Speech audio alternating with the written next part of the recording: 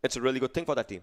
Definitely. I mean, you have to show the love. You have to support the teams from your regions, from your countries. I mean, and this is what the South Asian Wildcard region is all about. Teams from different regions, teams from different countries just coming together and showcasing their performance. Yeah. But, I mean, it is going to be quite interesting. Markpen, they performed wonderfully in the first match. Let's see what they can do about this game of Sanhok. Whenever I see a ban, I just want someone throw to throw it at someone else. And that we've been asking to see that in a professional game since it was introduced in the game. Someone, please. I mean, you don't have to hit anyone. Just throw it. Yeah, just throw it. Just like take up a peek left or right and just throw the ban instead of attacking. That's one of the things that we'll love to see that happens. But well, that's a thing for another time. Well, right now 30 more seconds into the first circle's formation. That's what the teams will be forming.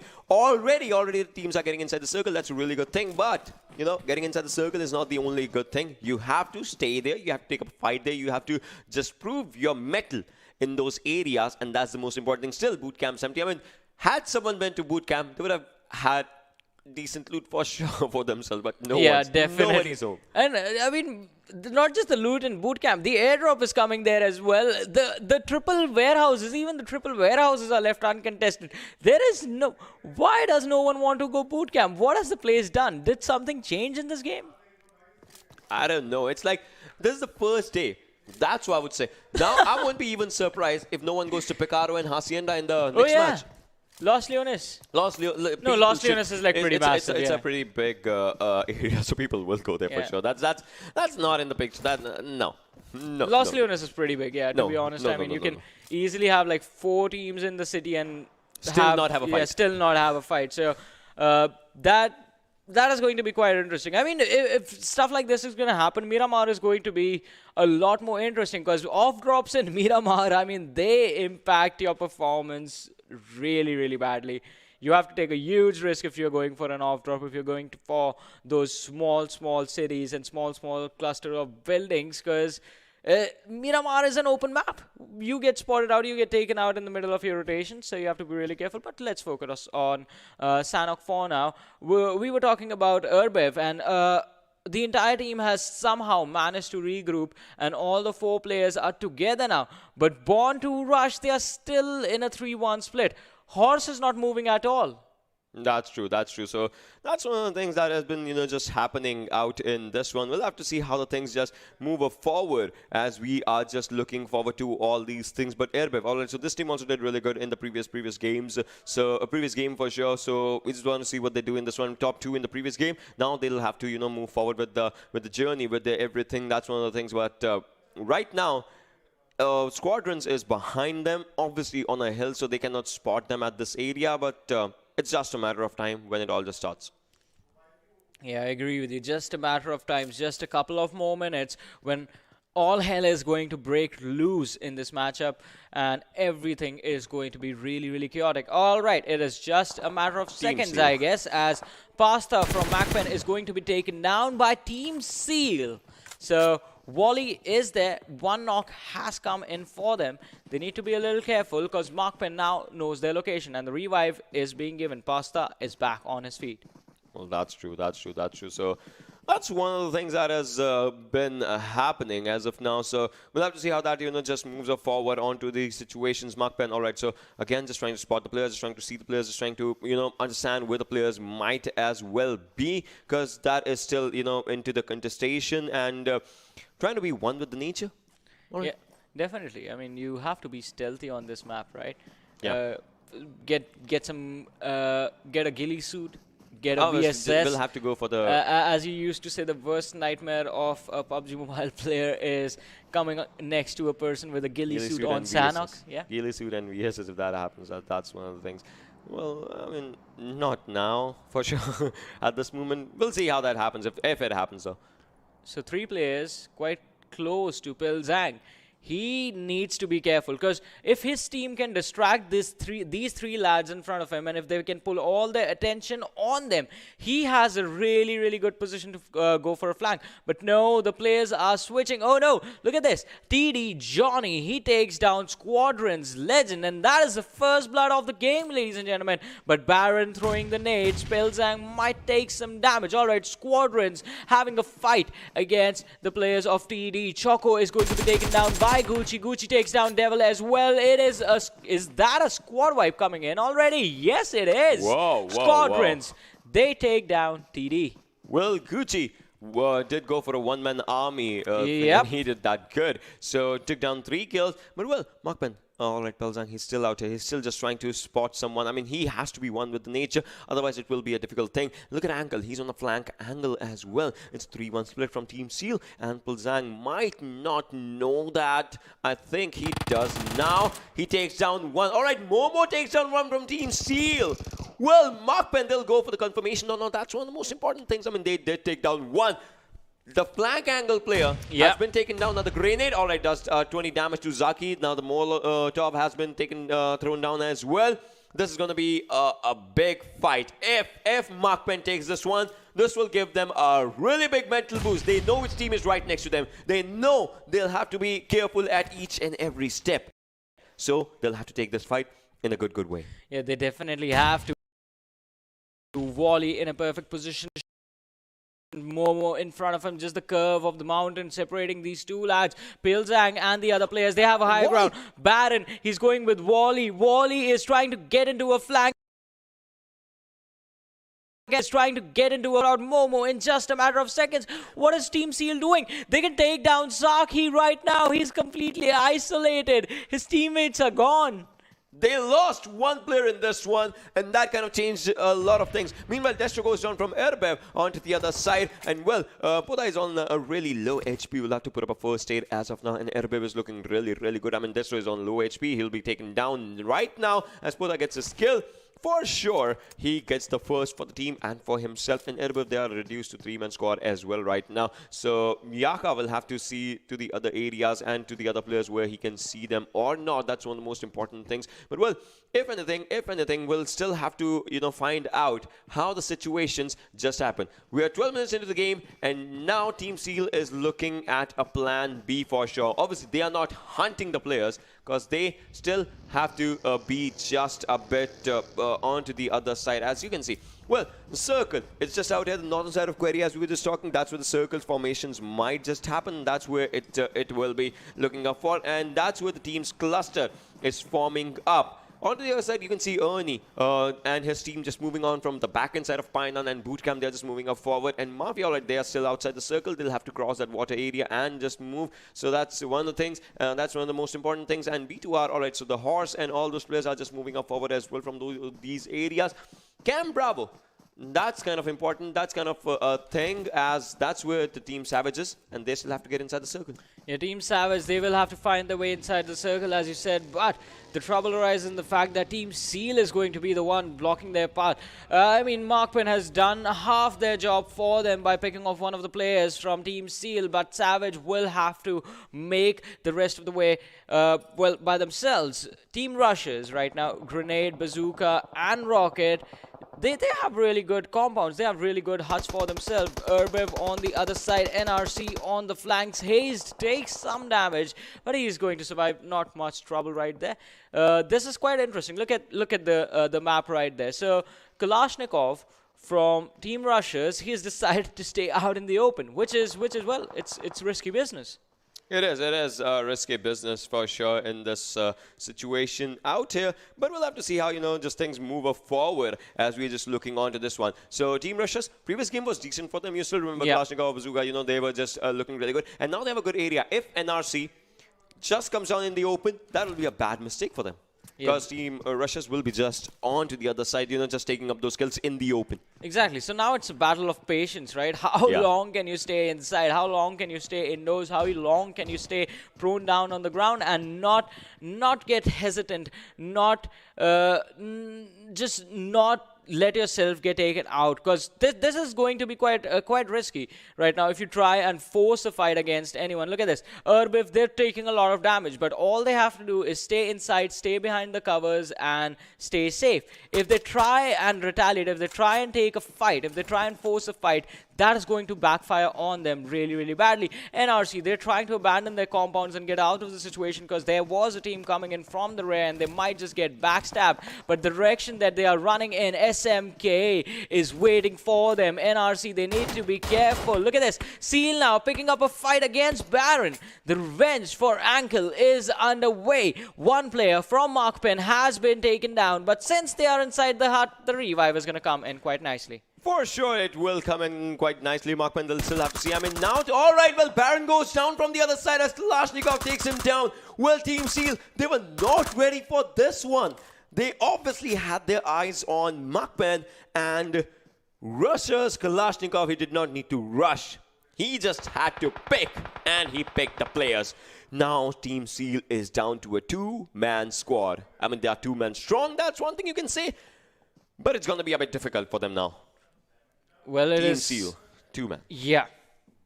Two-man squad. The team that, well, they wreaked havoc on everyone else in the last game. This time, since, I mean, over-aggression was name of the game, and they got punished for that. They have been reduced to a two-man roster. All right, Amar, he's trying to go for a nade on one shot. Quite a nice trajectory lined up, but is this going to land inside the house? Oh no, look at this. Seal Esports, they get taken out. Wally, he was blown up. All right, well, that was a bad one in this one, but we'll have to see how the other stuff happens. Savage takes on Momo onto the other side, though. Well, that's one of the things, but, well, I want to see how Dada can take this fight. Look at this. He's away from his team, and he is at a really good angle. But, well, Omar is going to go with a good grenade. He does know that there's a player in that house, though, but not in that exact location. That's one of the things. But, all right, he gets taken down by Ace from the other side, who is being taken down by Hayes right now, but did not connect any of the shots. But look at Dada. He's away from the teammates. He's onto the other side of the road, and he can break the game for the team. Yeah, he can definitely break the game and break everything else as well. Look at this, Amar, he has been taken down. Ace in a really nice position. And as you said, Dada was also the same person for SMK who got them that 1 point in the last game. He was the man who survived. He was the man who lived to tell the tale.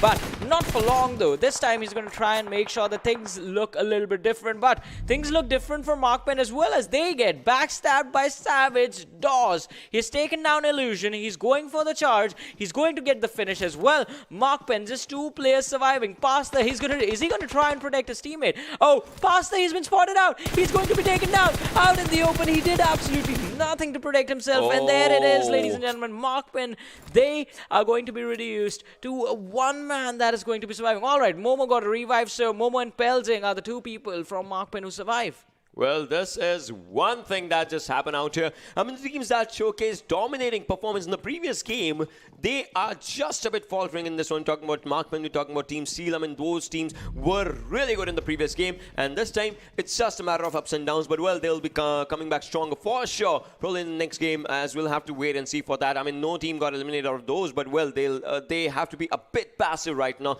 Obviously, aggression might not be the key for them in this match for sure. We'll have to see how these fights happen onto the other side. As you can see, the players still have to spot each other. The circle's just forming up. Look at the circle. When no team wins, the circle just went there. I mean, ladies and gentlemen, this is PUBG Mobile in a nutshell. The RNG of the game is against everyone. And since no one went boot camp, the circle was like, hey, I'll go there. I'll try. And the circle did try. Good for them. Well, look at this. S9's NK just goes down, and Amar is just out there. We'll have to see how this thing happens, as Dada again is trying to spot someone if Dada can. And Wilson goes down by Dada. He did spot one. He did take one down. The revival should be coming in, but well, wow! Dada goes down as well. This is a complete chaos in the fourth circle. Yeah, this is completely chaotic. And RC, they are getting backstabbed. Amari barely has some HP. Markpen, they are here. Momo is really, really low. Oh no, Pilsing, no. He ends up taking some damage. This fight has been completely turned into the favor of NRC. What? Oh! Wow! Whoa! The Brilliant. jump shot from Pilzang. His teammate provided him the cover fire, but does he have a first aid?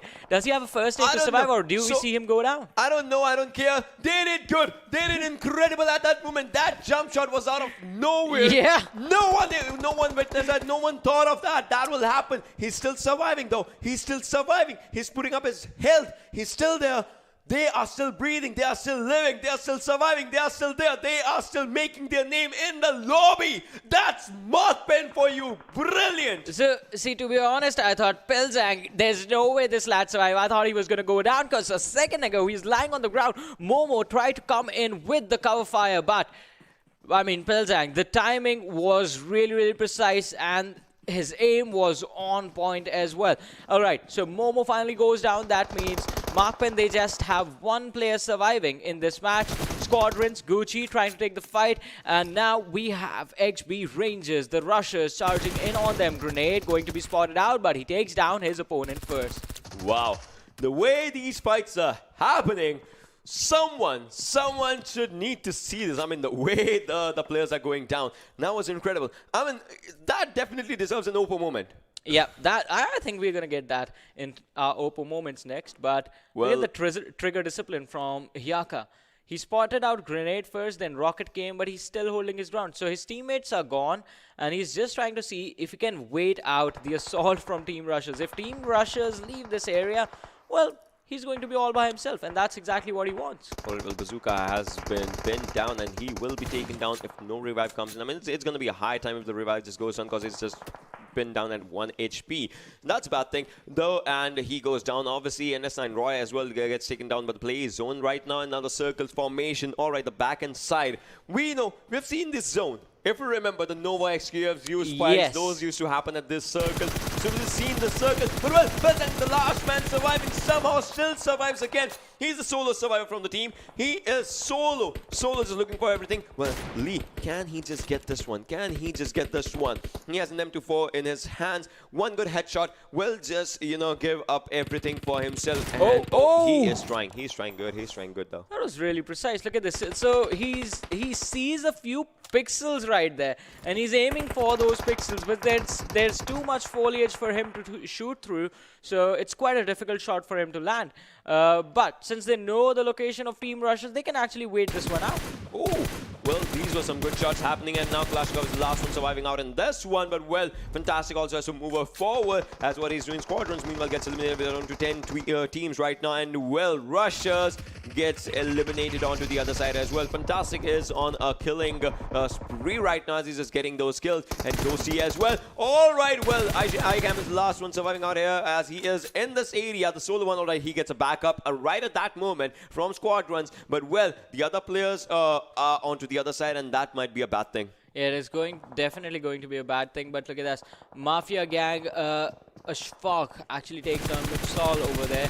On the other side, SDZ in some trouble. Oh, Ernie, a beautiful, beautiful spray trace on Snipey, and that means the smokers, well, they take an exit along with SDZ Esports. Squadrons, they have been eliminated. So down to 7 teams, 18 players alive in this match.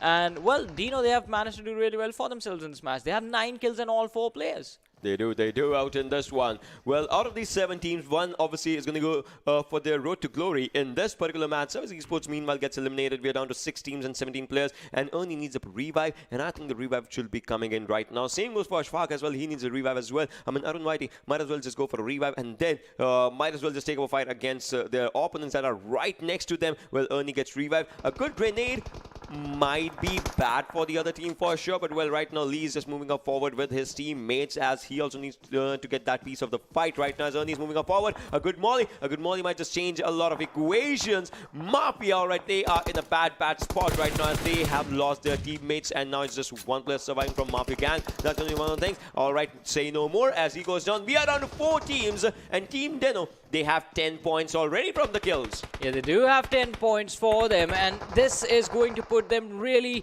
really nicely in the standings. But look at this, Erbev trying to take the final fight. What could be the final fight for them? But they do survive with 2 players. DENO with a massive advantage against everyone else. They have 12 kills and all 4 players, but in an instant they're down to 2 players. Erbev, last player, Root, he's been pinned down. The blue zone coming in, and fantastic. He went for a charge and inside the blue zone. It's risky. They're losing health bars. 2 players were knocked out. There's no revive, and out of nowhere, Born to Rush might just take this game. They might as well just win this one. Look at this, the players. they had 4 players, and now it's just down to 2. But Fantastic is looking really good. But no, Lee goes down. Fantastic, the solo player, he goes down as well. Oh my god. Oh my god. Born to Rush wins this one without rushing. Yeah, they win this without rushing. An absolute blunder. A huge blunder from Team DENO. I have to say this was their mistake. They just waited for the correct moment, and when they got the correct DENO moment, should have waited. Wow. Oh man, They just waited for everything. Oh, this game was supposed to go in the hands of DENO. They messed it up so bad, I think. But they got the kill points. So I think they're still going to be first in the actual standings. Well, they will be for sure. They will be. Yeah. So let's start things off and have a look at the MVP of this game, ladies and gentlemen. It is going to be fantastic from Team DENO, who was the man who was having so much fun that decided to charge in on 2 players inside the blue zone in the final circle. This is one of the themes out there. One of the things out there. Fantastic. He also, like, in the previous game, we saw the MVP with 6 kills. This time also 6 kills. So 6 is the pinnacle right now for the individual play. We can just talk this one. 619 is the damage that he did. Yeah, exactly. I just wanted to say that in that way. Yeah. Just like a Rey Mysterio moment for all of us and all of you who get that reference. But let's have a look at the top players right now, ladies and gentlemen, and here they are. Alright, well, Gucci comes up forward again from Squadron. This time he was onto the damage side for sure. He gave out good damage, 5 kills. Salty as well, and Ghosty with 3 for themselves, for himself and the team as well. So Team DENO, they were looking really good. I mean, 3 players in the top 4. That's, like, I would take that. Obviously, they did not get the chicken, and that's one thing, but I would take the way this team played. That's like what? That's 16 kills right there on the board, and they had 1 more player. So we don't know how many kills that the last player got, but it definitely puts the team in a really good position, even though they missed out on the... I would have loved to see this team take the chicken dinner, but that was so much overcommitment in that last moment. This PMCO, it's one thing. Yeah. Two games. In both the games, the team with good kills is not getting a chicken dinner yet. Obviously, Seal 9 they had 15 kills as well. I'm talking about Team Seal as well. So that just means one thing.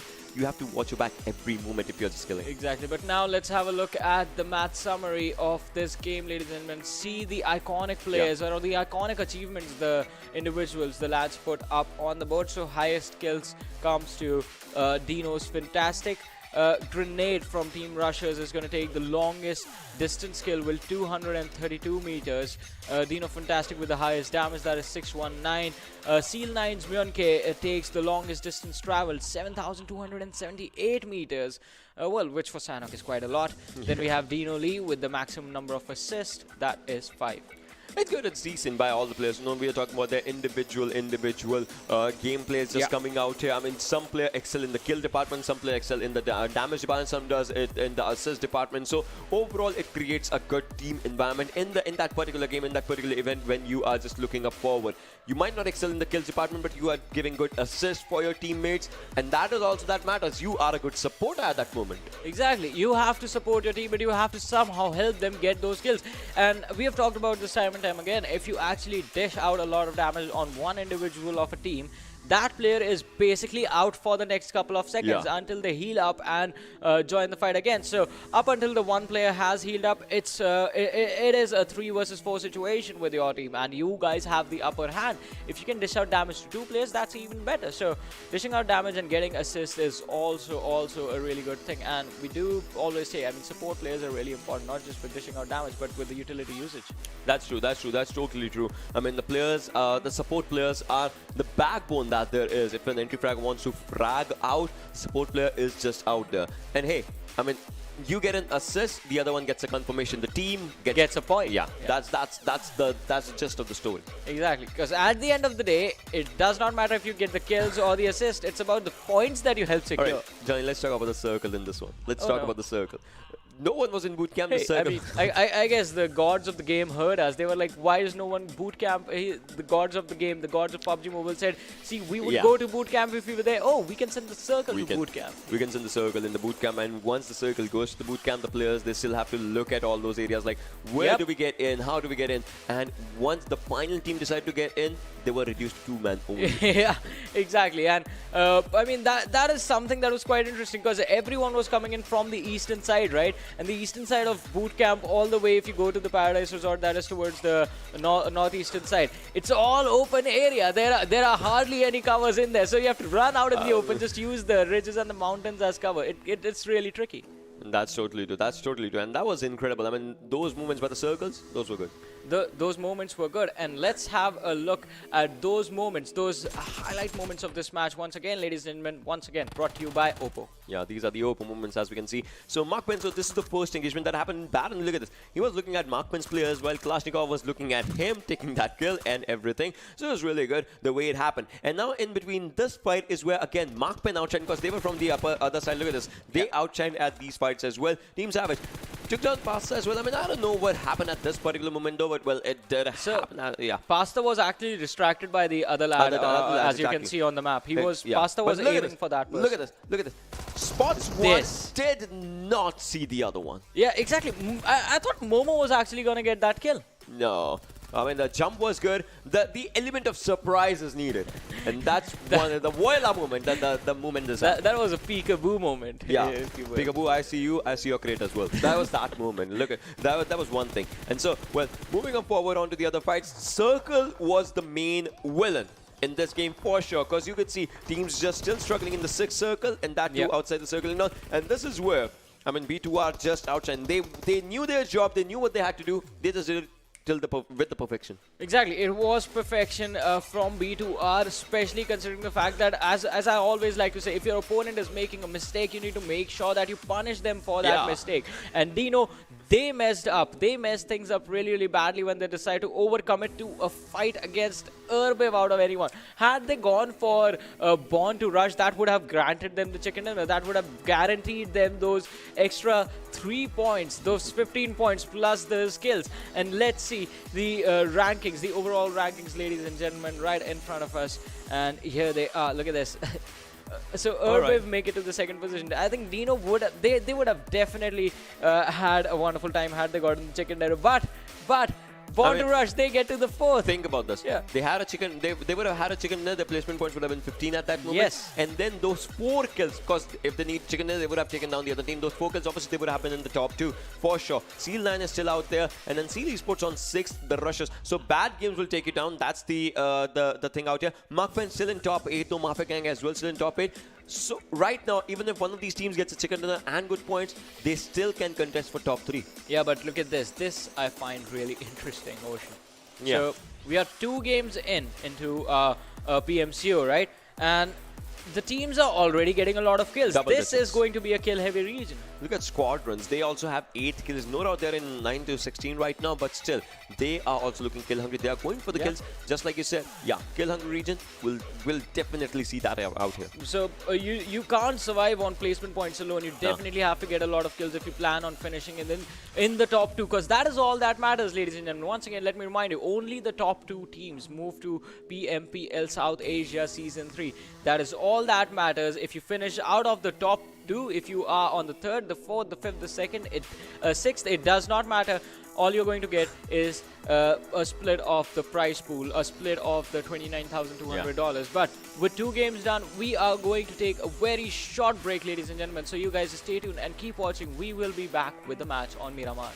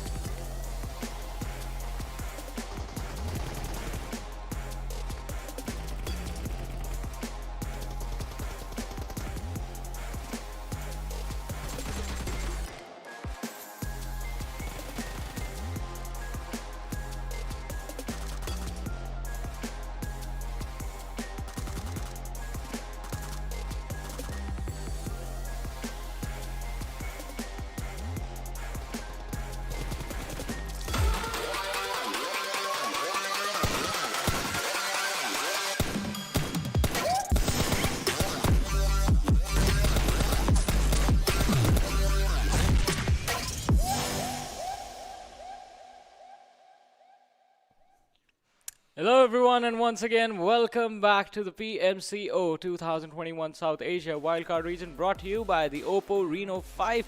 My name is Varun Super Johnny John. Joining me on the desk is Ocean Sharma, and now it is time for us to head into the action of match number 3 of day number 1 of these PMCOs. Exactly. We are looking forward to all these things, right? We have been looking forward. When we were reading about the teams, how the teams are, what the teams will be doing, and it's like they are looking really good with their jobs. Some teams, they had the good first game.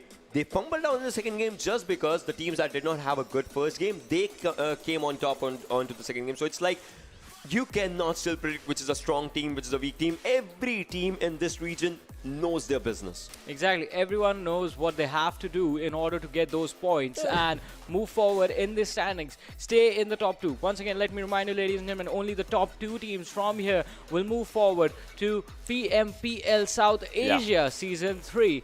And, well, this is the first step in a long journey. From here, you can move on to PMPL, you can move on to the other international tournaments and call yourself global champions, because at the end of the day, it is about the global domination.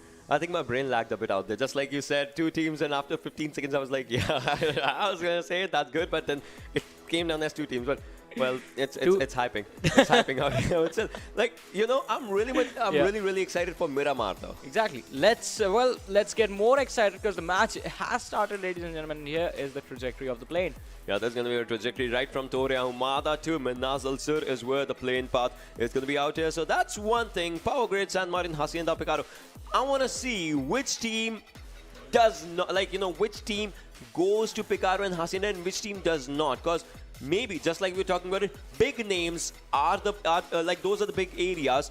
In Erangel, no one went to poaching, no one went to Yasnaya. On Sanhok, no one went to boot camp. So this is something, you know, I would love to see which teams just make their home out here.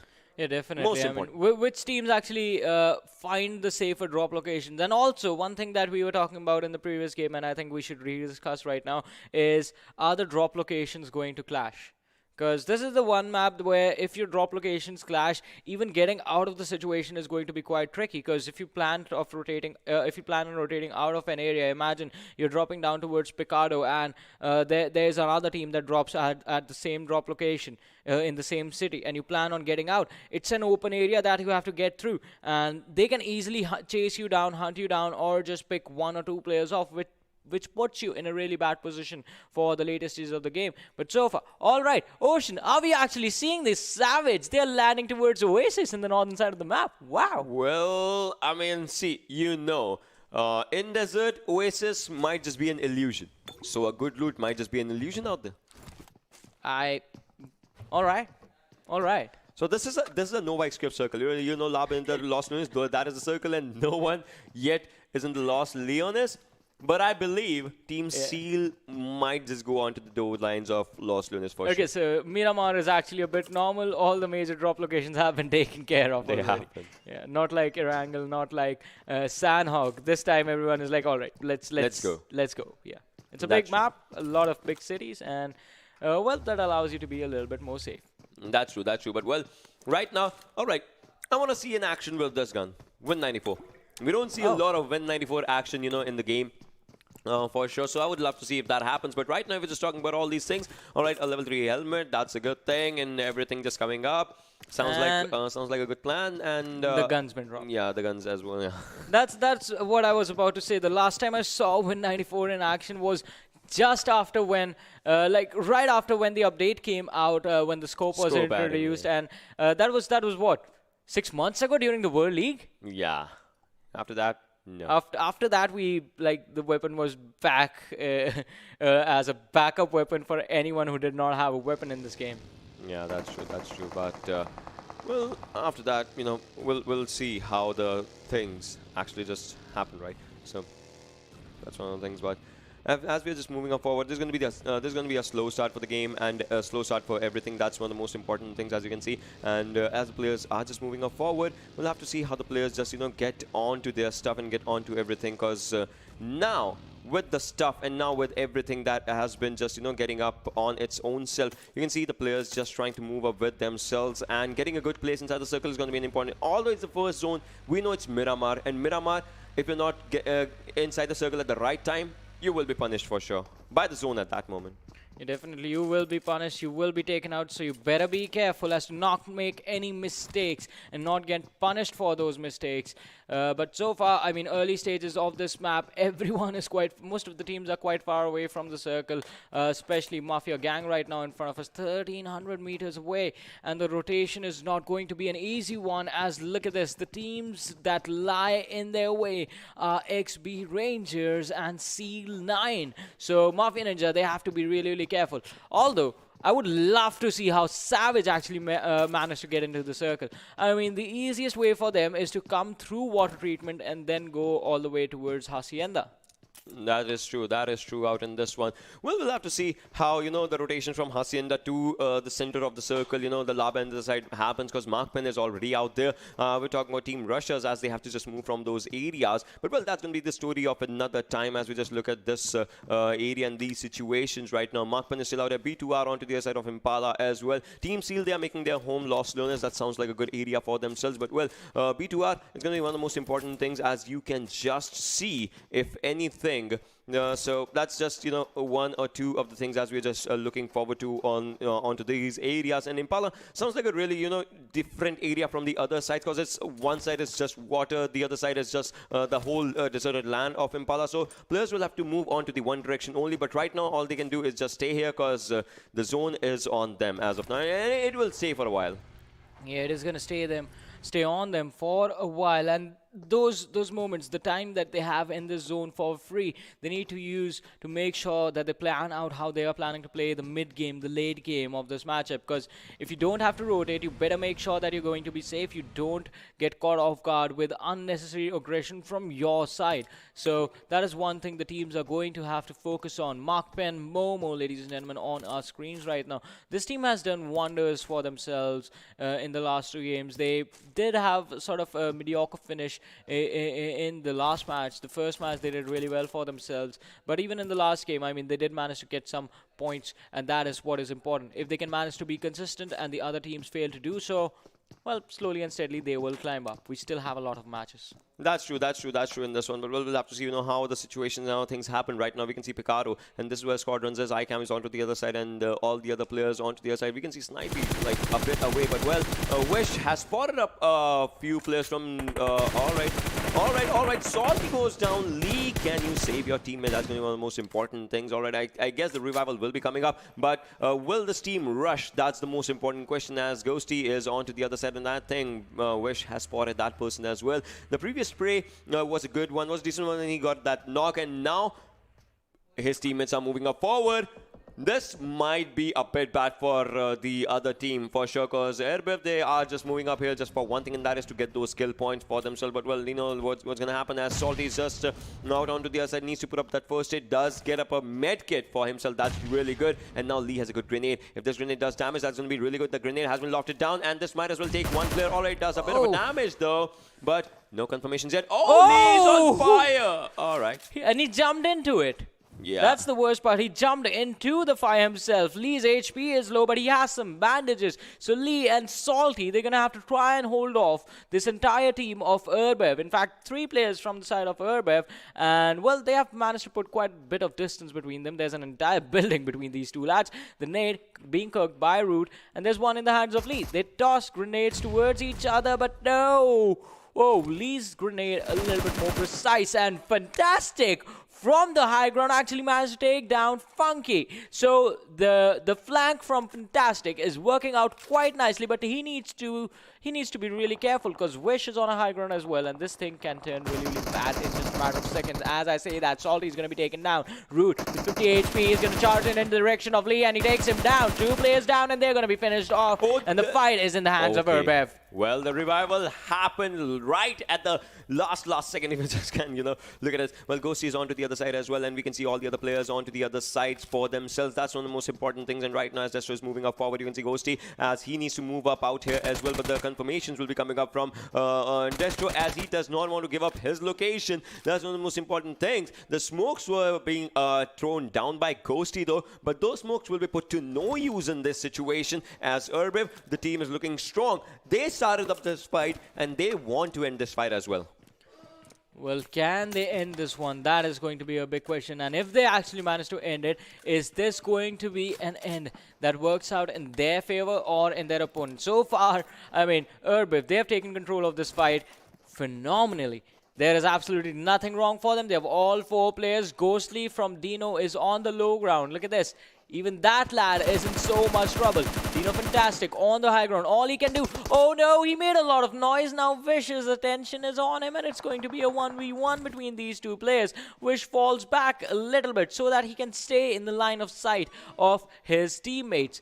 So now if Fantastic actually goes over the cliff to try and take this fight, there's going to be 3 players shooting at them. But if he blows up this vehicle, oh, this is going to work out nicely in his favor. All right, well, he did try to go for this one, but well, Fantastic is on to the other side as well. He's trying to spot the players, and he can actually take down at least 1 player. He does take down 1 player. A good spray coming up from him. He needs to slow down. Otherwise, it might be a mistake. He needs to put up a first aid or something like that. But well, he needs to take up this fight. He is throwing up a good grenade, and that grenade can actually do some damage. If not, take down 1 player. But well, he needs to switch from that bigger scope to a red dot or something. And Funky, all right, he's also moving forward. Will try to go for a revival on Wish. It's down to a 2v2 right now. But well, Fantastic is low on HP. All right, another grenade that goes lofted upwards. Ghosty is really close to him. Fantastic putting up first aid, but the time he's using for his first aid will give time for Wish to be on the revival side. And he gets a revival. It's down to a 3v2 right now. They cannot save their 1 teammate, but well, that's the story for another time. A good low toss Molotov just coming up onto the opponent side. That's only one of the things, but we'll have to see how the situations actually happen. Ghosty's onto the other side as well. It's a 2v3 again.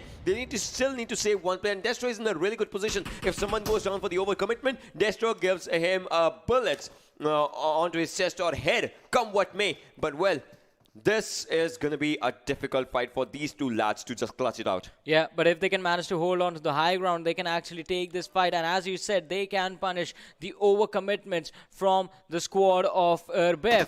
But looking on the other side, look at this. They have managed to cut the fight from a 2 versus 4 to a 2 versus 3 now. Funky and Wish in a really bad position. Fantastic going for the flank. If he goes up a little bit further, Ghostly can actually take down Destro. And Fantastic can go for the flank. Fantastic took down 1. Destro takes down Fantastic. It's a 1-1 trade. Now Ghostly is the last man surviving for the team DENO. The revive comes in on Funky since his teammate was right next to him. So this fight is all Abrev's. They can wait out Ghostly and finishes him off when he tries to go for the zone. Or they are going to just go inside the blue zone and kill him now. All right, well, now they are just trying to go for this one. They need those skill points. They need to take that those skill numbers. They need to avenge their teammate, Root, the one that was taken down by these 2 lads. So that's one of the most important things. Fantastic. He's also putting up a first aid right now. That's important. That's important for him, and he is looking good for it himself. Puts down to 75 HP. He knows that Erbiv is out here, and when they are in the open, they will be vulnerable.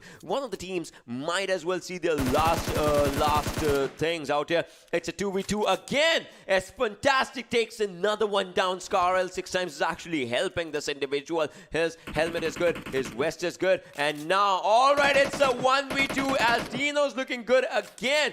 But can they clutch this out? It's a 1 lad situation. You just have to go there, you just have to finish, and you don't have to make any mistake. You have to get inside the circle, 700 plus meters. That's the most important thing. DENO Ghosty moving up forward right now. That's going to be the most important fight as he's just moving up. Scarl's in the hands. The Scarl squad is what Ghosty and Fantastic are looking up forward to right now. All right, 1 revival comes in. It's down to a 2v2 again, but well, 1 more goes down. There it is, the ending for Erbev. Oh man, they messed it up. Again, okay, so DENO pulled this in as they should have. They did this really precisely, and absolutely no mistakes were made. It was a 2 versus 4 situation. First, they brought it down to a 2 versus 3. Then DENO, I mean, when Fantastic went for the play as he took down Funky, there was a mistake that was made, and Destro actually punished them for that. A 1 versus 3 situation, and they converted. Fantastic was revived. The overcommitment being punished from Erbev. Absolutely beautiful. But Ocean, my question to you now is, do you think they can actually make it into the circle? Yeah, that's one of the most important things. But look at this. That's what I was saying. 700 plus meters outside the circle. They need to find up a good vehicle. Plus, they need to get in those areas. Just like I was saying, this was Nova XQF zone. The lab ended the circle. That's what it is right now. And that is something that's looking good. So out here, some teams will be looking really good. As you can see, Team Seal, they just started from Lost Winners, will be getting inside the circle. And right now, they are in the circle. That's a really, really good thing from them. Markpen as well. They had a good area inside the circle. But all they have to do is take good fights and get those skill points for themselves. Third circle will be closing up right now in less than 3 seconds. And the teams will have to be on their toes again. Well, they do have to be on their toes, as you said. But so far, SDZ up against the Russians. Grenade, oh, he's going to take a nade to the face. But no, it overshoots. ICAM overshot his nade. He overthrew it, in fact, I'm sorry. And Grenade is going to go on the other side of the wall. Snipey, he's trying to hold him off as well. It's a 2 versus 1 situation inside this building. They spot him out. He's going to go down, and there it is. They will finish him off. So one of the players from Team Russians actually rushed in all alone in a 1 versus 2 situation, and he got picked off. That was a kill. That was a point being given away for free. It was definitely a point being given away for free at that particular moment. But well, if we're just moving up forward and looking forward to all these things as what is happening, you can see a few players are still looking chaotic in the situation. Now I'm talking about those 2 players that actually took up a fight against Erbiv and just actually, obliterated the competition. Well, Ashfaq did go down from his own vehicle. Obviously, will have to be picked up and move forward. We'll have to see how that happens. Well, Ghosty goes down. As they were trying to make their way inside the circle, DENO Ghosty goes down, and this might be looking really bad for Team DENO, as that is going to be a bad thing as he gets finished as well. Squadron's finisher is on to the other side as well, and well, DENO gets eliminated as we were just saying, as Fantastic also goes down. Markpen right there moving up forward. This might be a good fight for Team Markpen. Look at those nade parade happening. Molotovs, grenades, everything being thrown. Yeah, everything is definitely being thrown. Pasta, he has a sniper in his hands as well. He can go for those shots, and one headshot is all he needs. Oh no, Punisher. He's cooking up an 8. He throws it really, really nicely. But is this going to be enough to take down Markman? Especially considering the players of Squadron are split up quite far away from each other. Well, that's true, that's true. He still have to, just look and move forward to all of the things. Well, Pelzang takes down 1 from Squadron. Lucy Whitey has been taken down in this situation. Another one might just go down. And yes, a good grenade from Pasta. Takes another one down. Punisher is still surviving behind 1 rock. Well, not anymore. Spoke too soon. Markpen is on fire in this match to take down 3 players. The 4th one, we'll have to see what he does as he is spotted as well. Legend onto the other side. Spotted by Pasta. 1 good shot to the head will take him down. Alright, he's trying to peek. He was trying to peek. Yeah, he was actually trying to peek him, and that is going to be a really bad decision. But Ocean, today, I mean, the destiny of Team Destiny has been really, really bad. They've been blown up 3 times. Game 1, Game 2, and Game 3. That's true, that's true, that's true, that's true. In this one, well, I mean, those things happen, right? You can't just stay on those, like how it will happen, how it won't happen. That's one of the things. We'll see how the situation just move forward. Well, S9 goes down as well onto the other side. Resha onto the other side as well goes down. All right, Bazooka! You don't do this. Yeah, Team Russia's first player, it was Grenade who got punished for overcommitment. Now it's Bazooka. Team Russia reduced to just a 2-man squad. It's Kalashnikov and Rocket who will have to fight this one out against Squadrons. Oh, that's a nice nade. If they step on it, they're going to be blown up. Kalashnikov, he backs off. He's going to have to take a lot of damage. He's going to have to sustain this fight for a really long time, because this is just him and Rocket. Rocket goes for the shots. He actually brings down his opponent quite a lot. Oh, flanks from the other side, using the wall quite perfectly. Going in again. But now it is a 2 versus 4. As I said, Rocket has been pinned down. A 1v1 situation, and Rocket goes down as well. Kalashnikov, the last player surviving, on the stairs of this ruined building, and they charge right after him. They're running after him to finish him off. He is on the balcony right now. Takes down 1, barely any HP on him. Can he take down another? The answer is going to be no. He gets finished off, and Team Russia's, ladies and gentlemen, they take an exit on the 14th position. Well, that was bad for the team, but well, as the show moves forward, the game moves forward. Andreas and Munke takes on 1. I mean, we can see good DMR action as well in this one. You could see a lot of Mini 14s being used to perfection out in this one, so that's really good. I mean, the players are playing everything to their perfection, to their comfort level, and that's looking good. But oh, Johnny goes down. Marcel Baron, he just sat in the vehicle on the driver's seat, and trigger discipline actually came up really good. Baron, he knows there's someone else out there, so he has to look for those players as well. But a good Car 98 shot once again might just come back. All right, good control spray. Good control spray just coming by. This individual does a lot of damage. Will Munke takes on one as well. On this, Zaki takes one lad. So Team Seal again is looking really good. Already have 5 kills. Yeah, they do have a lot of kills for them, and they are doing this really nicely. But look at that, Team Destiny, they take an exit on this match, from this match, I'm sorry, in the 13th position. And now Seal Wally, he's been spotted out by Rashad from Mafia. He's the last player for his team from Mafia Gang, and they're going to try and see, can they survive? Can they at least get some placement points? Team Seal, they're a bit distracted. They're going for SMK, the smokers. Dada has been spotted out. Oh, Baron just messing up the entire spray. Although the UAZ is close to blowing up, he wasn't able to take down the player. Now, once again, Dada is the last player surviving for his team. And all he has for cover is a haystack. That's true. That's true out in this one. That's true. But, well, Baron, again, he has been spotted as well. He might as well just use his K9 to do something. All right, well, they are moving up forward. They need to regroup with their teammates, and that's the most important thing right now. And after that, they might as well just take down Dada, as he is the lone ranger in that area. And squadrons, all right, they get eliminated as well out here. So all these fights, I mean, if anything, they are helping Team Seal. They have a good area inside the circle, and that's all that matters. Yeah, that is all that matters, as you said. So, 20 minutes into the game. All hell is about to break loose in just a matter of seconds. Team Seal, all 4 players alive. They can pick one more kill. I think Dada is going to be finished off in just a matter of seconds. So that's going to be 6 kills to them.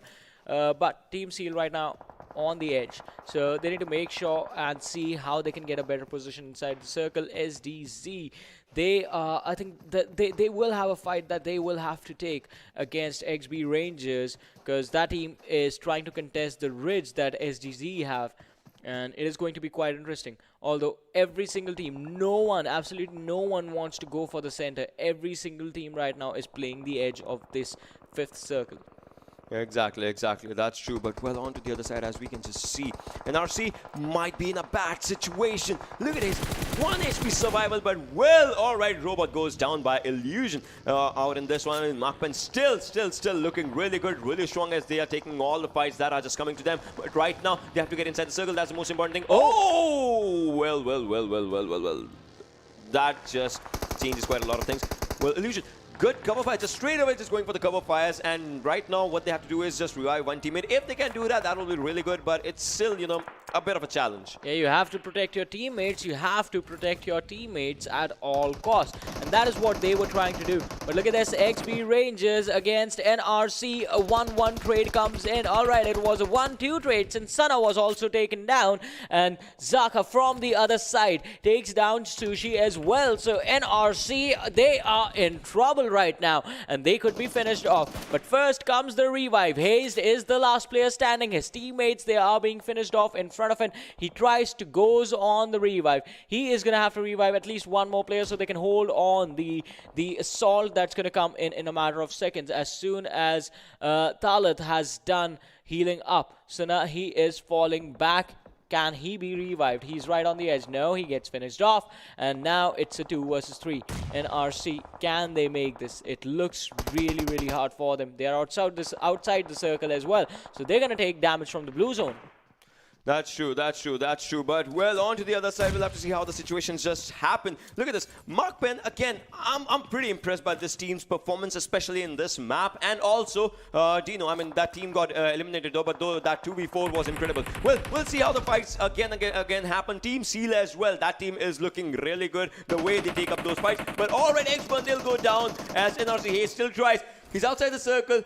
That's a bad thing out in this one. So that's going to be one of the bad things that can just happen. Let's see how the situations happen. Yeah, NRC, well, they get eliminated. Markman, they're trying to take this fight right now, and Momo finishes off the last player from Mafia Gang, but the revives need to come in. So this team, this match could be theirs. They have all 4 players. They have 5 kills. If they managed to make themselves, they managed to climb into the top 6 of this game. 6 teams remaining, 21 players still alive. Markman, the only thing that's not with them is the circle right now. Well, out here, S9 is also looking like Seal9. They might as well just go for another chicken dinner. Like the previous one was in Erangel, they might as well, but we'll have to see if that happens. 6 teams still surviving, 21 players alive in this situation. SDC, I mean, all the teams that are alive, most of them have all the players surviving. Wally takes down Enki. Seal versus Seal 9. With Seal, it's gonna, you know, flutter its skills out, and that's gonna be one of the most important things. But well, Makmimo can take a fight against Talal Whitey. It's a 1-1 engagement. Oh, well, Talal Whitey, he will try, but nope, denied. He will get the kill though, but well, he will be taken down. Well, getting the kill, getting the point, that's all that matters, especially if you are in the top 6. Now in the top 4, since Seal Esports, they get eliminated. The chicken dinner has been denied to them. SDZ, they are still surviving. XB Rangers also get finished off. Oh, born to rush. Nisal out in the open, almost getting finished off, and he is going to get finished off. But no, S9 Roy. He gets spotted out. Seal 9 Roy, he was spotted out by SDZ Mifsol, but the kill was denied since Roy stepped back and Mifsol missed his shot. Now, Gringer is the last player for his team. He spots out one, he spots out Myunke, but the cover fire comes in immediately. And he gets finished off out of nowhere. How did he see him?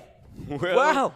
That happens. I mean, that did happen. If anything, that does not happen always. Well, out in this one, we are down to 3 teams. 3 teams surviving. SDZ is still out here. Somehow just trying to put themselves in a good area. Mark Penn is still out here, trying to put them in a good game. Seal 9 gonna go for another one if they can. And this is gonna be a good one. Somehow, look at SDZ. The 2-2 split. I don't know if this helps them. If this does, it might just be a good one, because they 2 players are looking onto the Mark Penn side, 2 players are looking on the Seal 9 side. That's one of the things. But well, we'll have to see how the situations happen. Dage, he's trying to spot up a few players, and if he can, that'll be a good one. But right now, they can spot, they cannot rush. That's the only thing. And the circle is with SDC. One team, if one team overcommits in their rush, it might just be a bad one. Yeah, it might be a bad one for them, and it is going to be quite interesting to see how these teams actually secure the chicken dinner, because it's quite an even situation throughout the board. I was going to say that, but not anymore. As Snipey is just sniping people in the middle of the air. Pilzang, the last player surviving, and he is running. I know what I just said. He was shooting people with the Scarrel. It wasn't actually a sniper. I know it was an assault rifle, but what? The man with the insane jump shots can shoot better when his feet are on the floor. Takes down Snipey. He's going for the finish. Revive your teammates. First, you're going to need them to finish the game. I mean, S9 can take a fight against them, and that's what they are trying. And now this will be a good time. Look at Target's HP. He is on a really, really low HP. He needs to, that revival as well. But right now, it's going to be a bad thing as the circle's moving forward against the players of Markman. That's going to be a bad thing. This is going to be a bad situation. You use it throwable. If they have one, they can actually get this one. Roy takes down Icam. That's going to be a bad thing as well as Target has to take up a fight against S9. But look at this. All the revivals have been done. But one revival is still needed out in this situation. Icam is still out there surviving. Needs a revival. But S9, I think Markman wants to move on that location. That house. Roy is still surviving in that house. I mean, Bensing, he's also low on HP. It's going to be a bad fight. If anything, he's behind that house. All right. He has a good cover for himself. He's inside the circle. He is surviving inside the zone. Somehow, Markman still makes it inside the circle. But this is going to be a bad one, as a good molly can end him. Yeah, good molly from the team SDZ is all that's required to take down Pelzing, but he's still surviving, so he's throwing up smoke so that his teammates can manage to get into the circle as well. Seal 9, the flank is coming in. Icam, he knows where Roy is, he knows where Myunke is, but are they going to make sure that they finish Seal 9 off first and then go after the players from Markpen? Well, Markpen is still out here, 3 players still surviving. Myunke, the solo man, the solo army, how long can he go? But no, Mika takes down one, takes another one. Pilzang is the last one surviving again. He is the solo player. A good throwable coming up from them. But well, Mooncake, will he go down the circle? Yes, he does. Mixwell is doing really good. He might as well just be a good MVP player for the team. If not, he overall MVP. Zealand gets eliminated. Now this is going to be the final fight for SCZ. Can they or can they not end this one? Or will Mixwell take this one? Someone had a pan. All right, that was Molotov in the hand, but all right, they're moving up forward right now as Mixwell, he needs to take down 2 players. 2 players, one needs up a revive, but they have to overcome it outside the circle. That's only the important one. They are throwing their own throwables. Might be a bad one, but no. Low HP on the last final player is what it is. Pasta, how barely. Look at how barely he's surviving in the situation. All the players from SDC are just out here. This sounds like a bad chance, but they want to get it, and there it is. Yeah, it is going to be the chicken dinner, ladies and gentlemen, going in the hands of SDZ. And as I said, target selection is important. All they had to do was finish S9 off first, and then they could have gone after Markman, because Markman actually put themselves inside of grave right there, which was that shack that they went to. They were completely pinned down, their position was exposed, and even if the utility did not come in from the players of SDZ Esports, they could have just waited them out and finished them off for that chicken dinner. But that amazing performance, look at that, 12 kills and the chicken dinner, 27 points in total in one game. One of the most impressive final fights. Seal9 on one side, SDZ 2-2 split behind that ridge, Markman on to the other side. Incredible. I mean, had we had a drone shot of this fight, this would have been just an impressive. Exactly. Plus, the best part was that this fight could have ended a couple of seconds earlier had the players of SDZ tossed one nades towards the players of Markman when they had them knocked out. All they had to do was finish off the two remaining players from S9, and that was their game. They could have finished it. This was brilliant. This was brilliant the way it happened. After this, I mean, obviously we need to see stats and all, but I'm much more excited for the final game, because once one game happens, the other game, every game, the teams are understanding their opponents so beautifully that they are, again, you remember the first fight that DENO happened, the 2v4 that happened outside the circle against Erangel. So the players are understanding their opponents really fast, and they're understanding what goods and bads they can do. And that was an insane fight, because that fight went for a really long time. It started off with DENO having the advantage, then Erangel took down two players, and it was a 2 versus 4 situation. 2 versus 4, right? With the high ground coming in for the side of DENO, the players from Erangel right next to the cliff, so there's absolutely no way DENO can take them.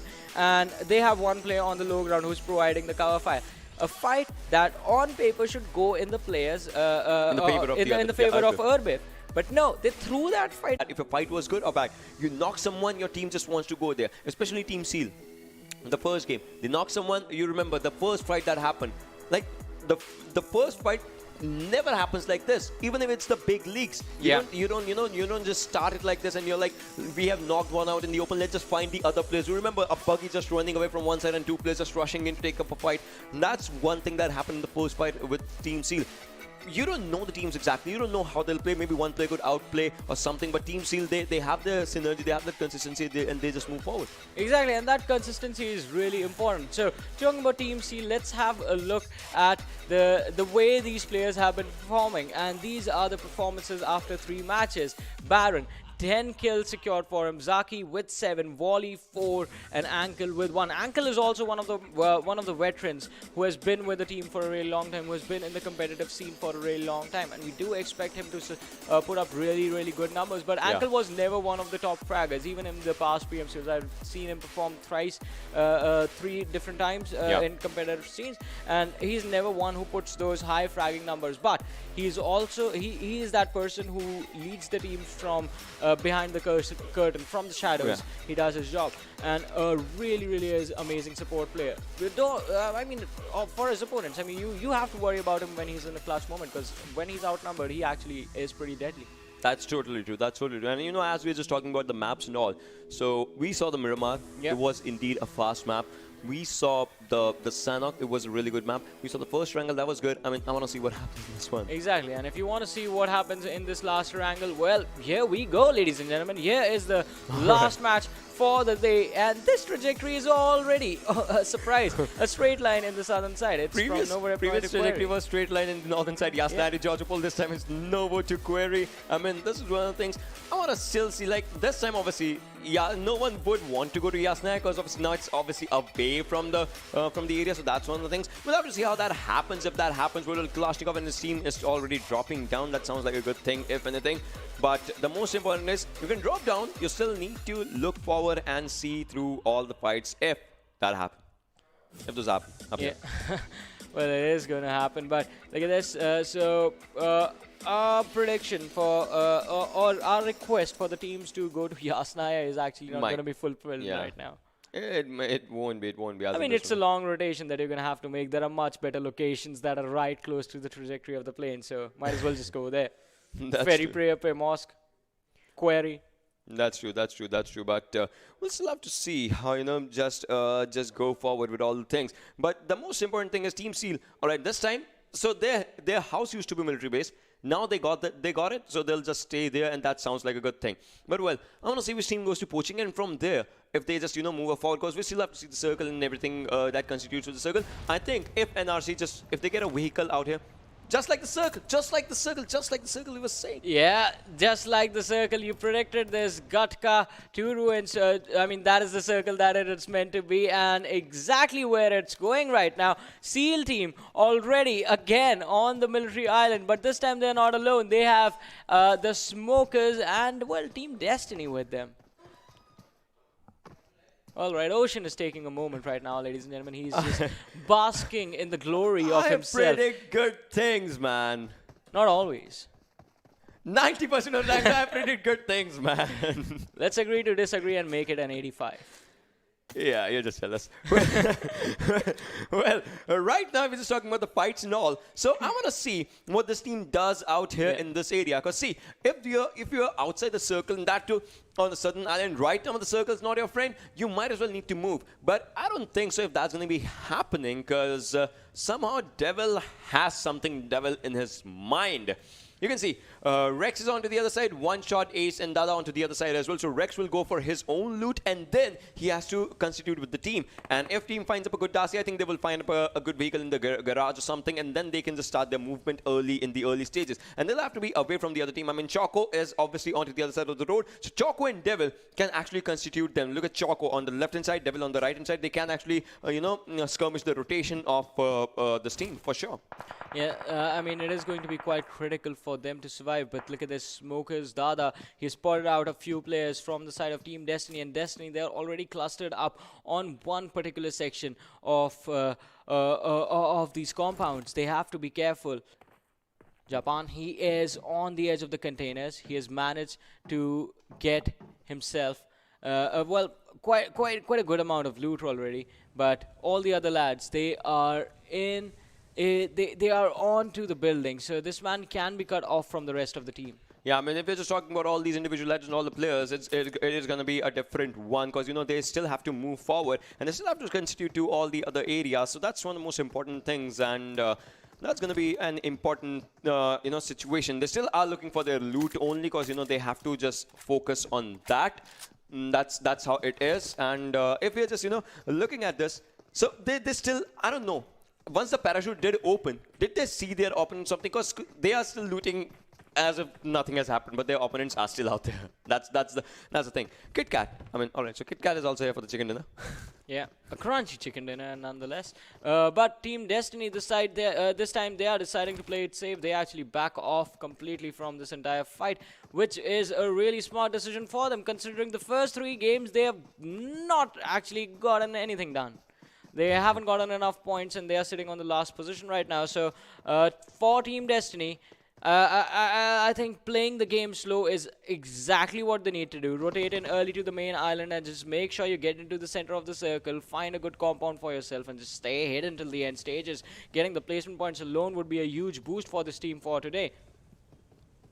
Well, that's true, but, we are still down onto the 5-minute marker in this game. And talking about the 5-minute marker, that's where the first circle just comes up, constituting and everything. And onto the other side, the players still have to move forward, and if they can. All right, well, a Scarl. Sounds like a good thing for the players of Mafia. I mean, Rasat will be having a good thing for his own loot in these all areas, and they are still inside the circle, so that's a really good thing. And obviously, the circle is going to be helping them for this one particular time. After this might be a bit of a mistake if they, just don't play it cautiously, because this team obviously can do wonders. If you're talking about this team going aggressive, it's just they need to find that particular match, and this might be. Yeah, this might be it.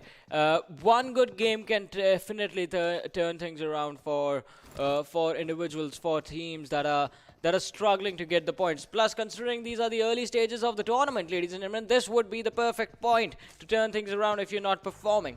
But for now, it is quite interesting. Look at this. So Ernie and his teammates, they've decided to stick to the Primorsk area, which, I mean, it might work out really nicely for them, since there is absolutely no one within, I have to say, quite a distance of them. There's no one in Query. There is a few players of Savage in Ferry Pier. Then the closest team to them is Savage. So Ernie and the lads, they will have a wonderful time in the early stages of this match.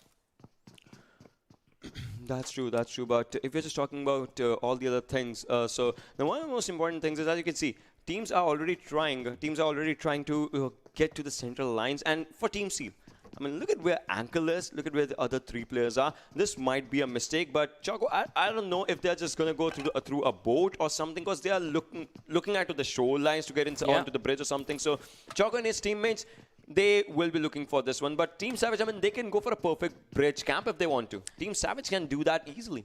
Yeah, definitely. I mean, they will try, and they can get there easily, but I want to see how things work out for the teams on the northern part of the map. Look at this. So we have Mafia, who are in the Georgia Pole city. We have Seal 9, who are in the North Georgia Pole area. Then we have XB Rangers, who have actually managed to make their way toward towards the hospital side. So it is going to be quite interesting to see how the teams, that 3-squad cluster actually moves down and tries to take control of the Gatka area. Plus, we are going to sound like a broken record, but Gatka is an open area. Make sure you carry a lot of smokes when you get there.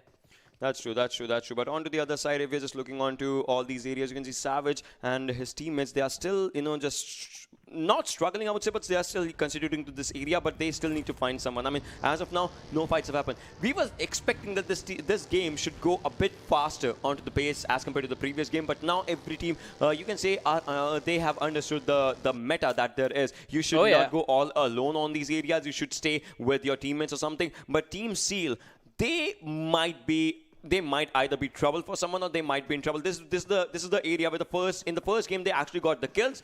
Now, if Karma hits them back, it might be a bad thing, because they are 3-man squad right now. The 4th player is still arriving. You can see. All right, so now the players are together. Baron is on one side and Wally and Zaki on the other side, and they know that there's a team right next to them. This area, I mean, Seal dominates this area, so they should do it again. Yeah, they can do it again. Team Destiny, they're going to try their level best to hold off this assault that's heading in their direction. And if they can actually manage to do that, I think they can move forward in this game. But, I mean, it is Team Seal that they're up against. That is going to be a really, really brutal fight. And I would love to see what actually goes down over there. But for now, ladies and gentlemen, we do have XB Rangers who have gone for the early rotation and made their way towards the Gatka area. Now it's time for them to be patient and see where the circle actually moves. 8 minutes into the match, absolutely no one has gone down. Still, all the 64 players that originally started in this game are still alive.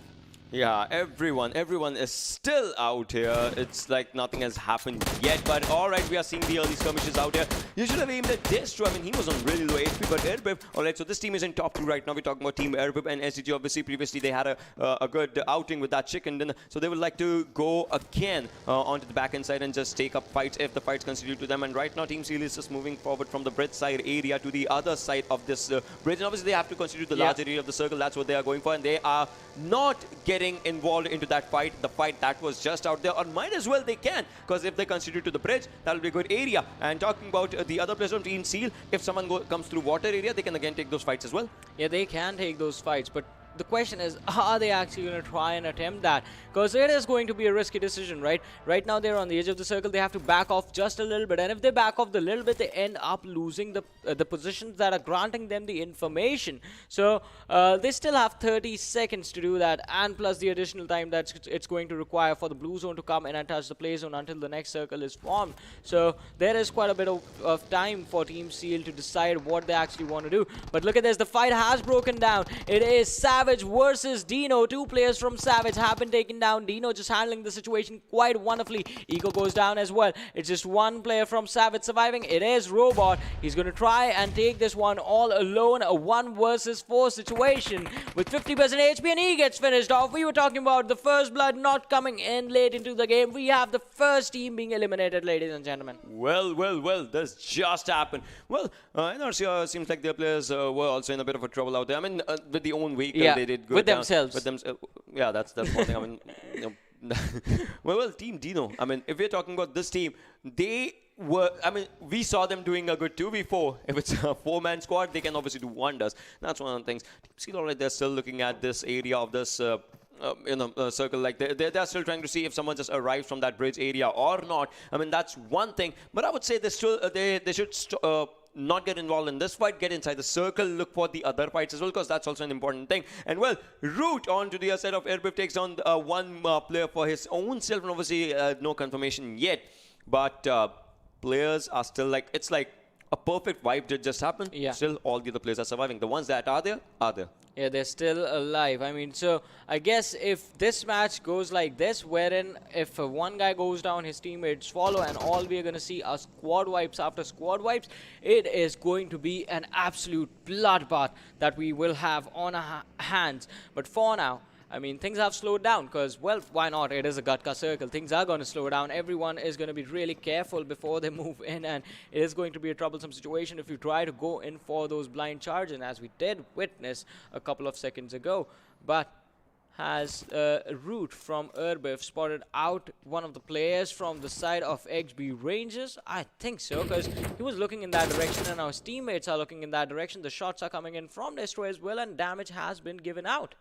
The damage was given out in that area for sure, but right now Team Squadrons play, they are just out here. You can see they are really close to the other team as well. I mean, Gatka is where the teams will be constituting themselves, so you need to be the first one to get those houses or the areas behind those houses, because that's important right now. Otherwise, if the team just, you know, rushes on you, you can have a good area. The best part is right now for Team Squadron and the team right next to them, it's like they have good area for themselves. They won't be involved in the fights with each other unless they know it's a real trouble. Otherwise, they'll be considering the fights of the teams that are rotating from between these two houses. Suppose it's a team that's coming from here, and then both the teams will start shooting on them, and they can at least take down one player, and then it will be a fight of that kill or kill stealing, something like that. Yeah, but I mean, well, all right. So that is one more interesting thing. We haven't actually seen kills being stolen throughout the day so far, because as you mentioned while we were talking about before this game actually started, if someone knocks someone down, they instantly go for the finish. This region has gone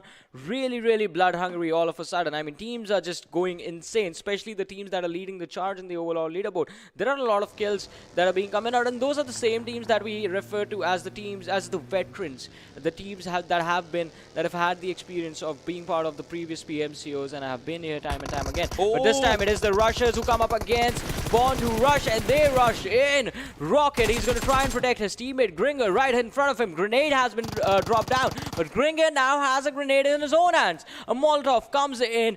It barely misses the mark, but the nade goes in. It overshoots. Grenade survives. Bazooka coming in for the charge in. Mardox, he's right there. Bazooka takes a lot of damage, drops down to around 40% HP. Kalashnikov and Rocket, they're trying to protect his teammate, and they actually are. They're doing really well. The nade has given more damage to Rocket, so team rushers have been brought down really low, and this fight is in absolute complete control of Born to Rush. But the problem arises in the fact that the players from Born to Rush are split up. We were talking about this in the first Erangel. Born to Rush versus Rushers, what's going to happen? And that's one thing that we are seeing right now. The grenade did 39 damage to Rocket for sure. But look at this Bazooka. There's a player right next to him. He did not see the one. That's one thing. Though, but no, now he does. Rocket takes down one. Nizal has been taken down, and the finish might as well just come in right now as we're just seeing through this areas. And now Born to Rush is in a bit of a trouble. Will they go for the survival point, or will they go for the fights in this one? Because they need to secure their own teammate in this situation. I mean, Rocket's just moving up forward. He has been spotted. Rocket is on low HP. He goes down by Murdoch's onto the other side. Grenade is behind them. Kalashnikov as well. But the trade did come in as one more player from Born to Rush needs a revive by Grieger. All right, a good molly. No, a bad molly as the guns do a lot of damage. And they do take down one. Gringer baited that one out like a god. And now he has Kalashnikov in front of him. Goes to the shot. Oh, he lands it. Rocket is now surviving. He sees you. He sees you, man. Not enough cover. Rocket just like he dug down and his back was completely spotted. So this was also a really interesting fight. Or let me correct myself. This fight was absolutely nuts. It was insane. The fight started off with the advantage in the hands of Born to Rush, but the players then split up and gave the advantage over to the Rushers. The Rushers utilized their advantage, got the numbers advantage in their favor, and they were almost close to winning it. But no, Gringer, the man is an absolute genius. 200 IQ play from him. Baits out the utility, steps out from cover, and takes down 3 players one after the other. Well, this just happened out here. Well, he has been spotted. All right, he was on a low he is on a low HP right now. Salah did spot him, and those DP shots were really good. Those connected good, and his helmet might be in a critical condition, if not anything. His helmet did receive a lot of damage out in this situation. And RC, meanwhile, you can see their players rotating out from one area to the other. Whilst the fight are happening in between these areas, and those players, they are unfazed by everything. DENO, alright, so this team is also focusing on the rotation. Sounds like a really good plan as of now. And this might be a bad thing, because once they rotate, if they are not in the circle, like obviously right now they're in the circle, but if they're not in the circle, when the other circle just forms, other teams might as well just take them down in the rotation. So that's one of the things that this team needs to take care of. Yeah, well, along with a lot of other things you need to worry about, the fights, the rotations, but look at this, the charge in is coming in, and it is going to be a brutal one. SDG, they catch the Dreamers off guard. Kit Kat being taken out. The Dreamers, once again, they're going to be left dreaming about getting some points in a game as they get finished. Oh man, today has not been the day for this team. I mean, for sure, if we're just talking about this one. But, well, Mafia Gang takes on Arbiv's Destro as well, just like, you know, we were talking about all these fights that were happening. But look at this, SDC, they are moving up forward against the players of DENO. Might be a good decision, might be a bad one. We'll see how that happens. But SDC, they have been caught down by the other players of Xburn. Talat Whitey, he did take he did do a lot of damage. I mean, his opponents did take a lot of damage from his DP, though, but they are still looking up for a good fight against the players of DENO. Look at this, Ghosties out here. He might as well take a team down. Already a good grenade by Salty, taking down Snipe in the situation. Another grenade is just out there, perfectly cooked as it should be. It does 80 damage to Snipey again, and now they have to just move up forward. I mean, Mipsel is one of the players that can actually create a lot of nuisance for the players of DENO. But look at this again, the throwables are into the action. He has spotted another one. He's using his Uzi, but nope, will be going for a reload, and now he has to get in. He has to take this fight. He has to do a 1v1 against that player. But alright, a good TPP angle just being formed, and DENO, SDC did rush on them, but SDC might just go out and win for this last man surviving in this fight. And Team DENO is looking really good as they eliminate the whole squad. Salty with a DPS. Well, DBS, intense weapon for intense situation, and also one more thing. DENO with that have been the reason for elimination of 3 teams. They have 12 kills to their name now. Brilliant gameplay by this team. That's what one thing we can say. Well, one player from Seal was using R1895. Well, that's one thing. But, well, out here, Mafia might be in a lot of trouble as Markman is now taking a fight in their own hand. Or should I say eliminating the teams, as they are almost on the verge of taking one more player down. Yes, they are taking the players down. Meanwhile, Ashfaq is the last one surviving. Have they spotted him? That's one of the most important questions. Have they do they know that there's a player onto the left-hand side? I mean, 2 players are down from Markman. This might be a bad one. Momo is putting up good smokes for his teammates to be on the safer side, though. Lee takes down one more player. Look at this, M4 action coming down. Did not go for the confirmation yet. But Team DENO is on another level. If you just talk about it, Ashfaq meanwhile is the last man surviving against Markpen. Yeah, it's one man against the entire team, and not just one team. There's another team coming in from the edge. Also, Ashfaq is left outside of the zone. He's outside the circle, so that's another thing that he needs to worry about. He has to wait for the opponents to move further inside the circle, and then he's going to have the opportunity to actually try and find a safer approach. But in the meanwhile, Seal, they catch the smokers. Dada off guard. One man takes the knock. Wally gets the knock, and Baron finishes him off. But that was a good spray from Zaki. Blows up an entire vehicle, and smokers lose out on another player.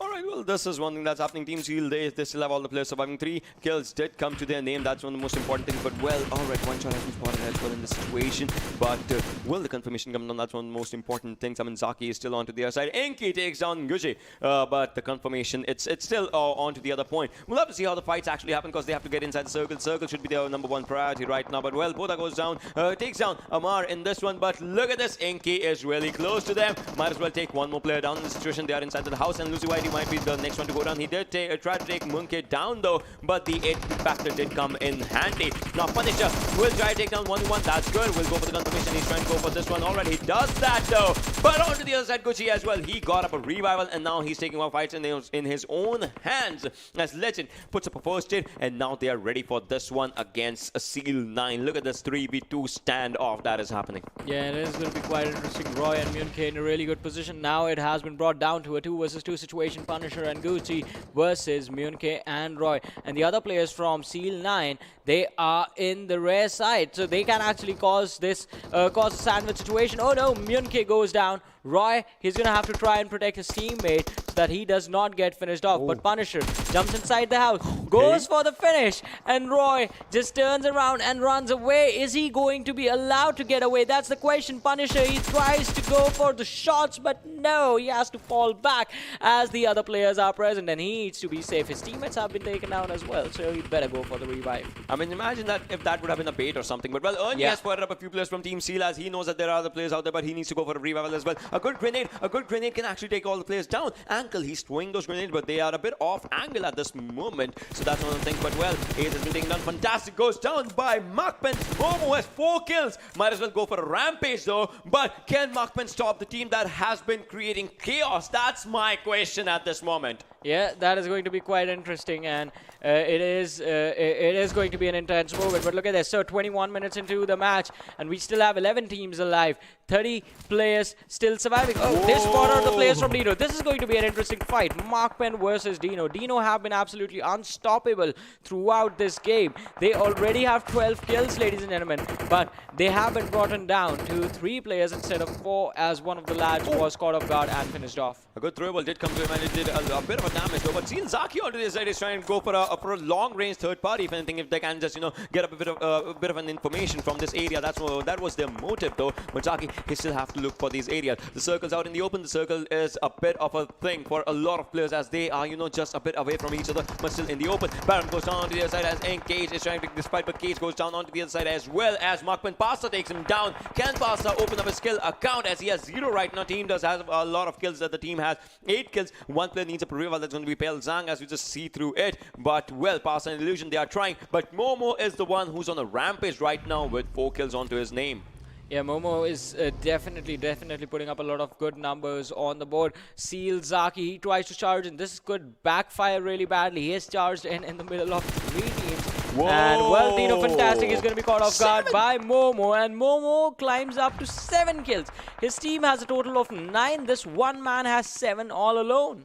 Brilliant player Momo out here, just showcasing an incredible talented gameplay. You can just talk about this. But well, Roy onto the side is trying to spot the players there for Roy Cannon. That's going to be one of the things. But well, we can see that Yaka is the last one surviving. He needs to give revive to 3 teammates. Make it 2 because 1 did go down, and the grenade here comes onto Yaka as well. All right, well, that's one of the things. But well, look at this. 1 shot and Ace up behind him.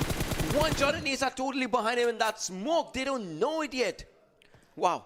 Well, definitely, and it can backfire because look at this. This circle is out in the open. Everyone is on the edge. There's one lad in the center that's been locked out. And as you said, it will backfire, but when exactly? Because even those players need to worry about the moment when they exactly decide to shoot. And now they've started to take on the players of XB Rangers. Ace is in a 1 versus 1 situation. The vehicle gets blown up and Talat survives. So this is exactly what I was talking about. You need to pick your timings perfectly. And from a situation where smokers could have, like 2 players could have survived, it's just 1 that makes it out alive. All right, well, we'll see what happens. There's 11 kills out there with this team. They might as well go for a 12th. And yes, they do. Markpen, this might be their game. They have been totally consistent overall. But can they or can they not just get this one game for themselves? One of the most important things, it's going to be this one. Pasta has 1 kill though, but we know which teammate has a lot. It's Momo has 7 kills right now. Can this lad go for double digits? We already have a player with more number of kills than 6 as we were just talking about this. Yeah. Markpen has 12 kills. DENO had 13. Can Markpen go more than them? That's one question. I think we've already seen a player who has touched more than 6, and it is going to be the game in which Markpen definitely push themselves up in a really good position of the standings. But in order to do that, they have to beat 5 other teams. There's 6 teams total inside the lobby right now. 10 players still surviving, and this is going to be an absolute war, ladies and gentlemen. Out in the open, everyone is prone down on the ground. Everyone is crawling towards each other, trying to get inside the circle. Look at this. The players from C-Line, they've decided that they are going to stay away from each other. Senior leading the charge Roy following in him, in his footsteps. Wish is right next to them, and Wish is in a really bad position. Oh no! Ankle. He spots them out. Goes for. Is he gonna go for the shots? He did try though. I mean, Ankle did take down one in this one. Senior onto the other side is trying to take down Ankle as he has his eyes across here on that one individual lad. Well, he does end the story of Ankle. We're on to 5 teams in this one. Senior and Roy are the 2 men surviving from Team S9. That's Seal 9 for you. But well, Seal Esports, they did get eliminated. Ernie is on to the other side of the teammates and they will still have to stake on the fights. But Mark Penn, I mean, that team did impress us in this game, but Pastor needs a revival. Yeah, Pastor definitely needs a revive, and it is going to be quite crucial that he gets it. Otherwise, it is going to be a troublesome situation. It's just a 2-man squad that's left to get the chicken dinner. They do have the kill points. They need to make sure that they get more kill points so that they have a good standing in the overalls. Infinity Club doing really well for themselves. 9 kill points secured. 3 players still surviving. This could be their game. So it's a 3 versus 2 versus 2 versus 1 situation where the Smokers, one shot is the last player surviving. My advice to that one young lad, keep your head down, just let it get it over with. Whoa, like, everyone. Let the teams fight it out. Yeah, but look at this. Everyone is trying to spot those areas. But well, Senor goes down. Out in this one, Momo has a good grenade in his hand. But will it do the damage? Will it do the job? That's the question. Passed on to this. Helmet is destroyed. West is destroyed. But he is still looking strong. We're down to 3 teams. And Mark Penn, I guess this is the 3rd time they're in top 3 or something. Yeah. It was in the previous game as well. In the, I guess the second game Not in as the well. previous game. The first game. In the previous game, they were in top 3 as well. So they have been looking really, really good. Consistency is the key with Mark Penn. But I want to see what the other teams do. Because on to the other side, one shot is the last one. So it's going to be 1v2, v3 situation. Sanhok was the only match where they did not make it in a really good position in terms of the standing. Still, they had a good fight, you remember. They had really little points in Sanhok. So 3 out of 4, it's actually a pretty good collection of points that you get. But Mark Penn, I mean, this is going to be a tough one for them. They have good positions. Momo is hiding in a bush. Pasta hiding in, the foliage of the land right behind him. And absolutely no one wants to be the first one. Apart from one shot. One shot, that man is insane. He's not going to stop. He sees someone, he goes for the finish instantly. And this could backfire. He could be finished. But he's taking advantage of the fact that everyone is scared to get out in the open and shoot. He has all the 5 kills for his team. He knows Cage's location as well. He will take down, if he takes down Cage. But well, no, Ernie takes down Pasta. Momo. Now Momo knows the location of Ernie as well. I mean, everyone knows each other's location. That's one of the things. Look at this, exactly. Momo takes down 1. And with that Uzi, he is doing damage again and again and again and again. And now he knows that his location is compromised by the side of the airdrop, so he has to stay just out there. It's a 1v1v1. If the revive comes up, it's going to be a different story. But 3 meters inside the circle might be a difficult and a different situation. One shot onto the other side might as well. One shot is trying to spot down Cage because that's important. But the circle is not their friend. Mark Penn, you have to move inside the circle. That's the important thing. And they are barely inside the circle. But one shot on their left has spotted down one movement out here. He did see onto the left hand side. Look at this. Look at this. He is trying to see on those areas. Yeah, Pasta is knocked out. Momo has to survive. So one shot knows where Cage is. If he actually takes down Cage, then Momo can take down one shot, and this is going to be their game. It's a 2 versus 1 versus 1 situation. But no, Pasta gets finished off, and it's a 1v1v1 between these 3 players. It is a Mexican standoff, ladies and gentlemen, and Cage gets finished off. One shot. Are you going to secure this chicken dinner? Uzi. Is this going to be theirs? Momo has an Uzi. One shot. Well, he's sticking to the rifles, and he gets up. He goes for the shot, and he does it. Oh my God, the man is absolute God. One shot had that one opportunity. He was the last one surviving since like what, 5 teams remaining? Well, he had one shot, one opportunity to make everything that he ever wanted matter. And well, he did not lose himself. He got all the kills for his team. He got all the kills for his team. 8 kills coming up for this individual lad. Same goes for, well, Markman's Momo as well, but man. Not all the kills. Not all, but 8. A huge chunk, yeah. A huge chunk of kills. This was... Wow. South Asia Wildcard, you amaze us at each and every match. Each and every match. What we can say is there are a lot of wildcards in this region. Wow. Wow. Wow. Brilliant. Brilliant gameplay coming up from all the teams out here. Top 5 specifically. Team Seal. You talk about the other teams, one shot and his teammates as well. You talk about Mark Penn. Amazing. Yeah, and Infinity as well. They did a pretty good job securing a huge number, well, having a lot of players. But that's where it got a little bit messed up. Let's have a look at the MVP. We know who it's going to be. It's going to be one shot from the Smokers, ladies and gentlemen. Look at the healing done. He was the one taking all the fights. And no one in this game got an assist. How is that possible? No. Okay, well, that's...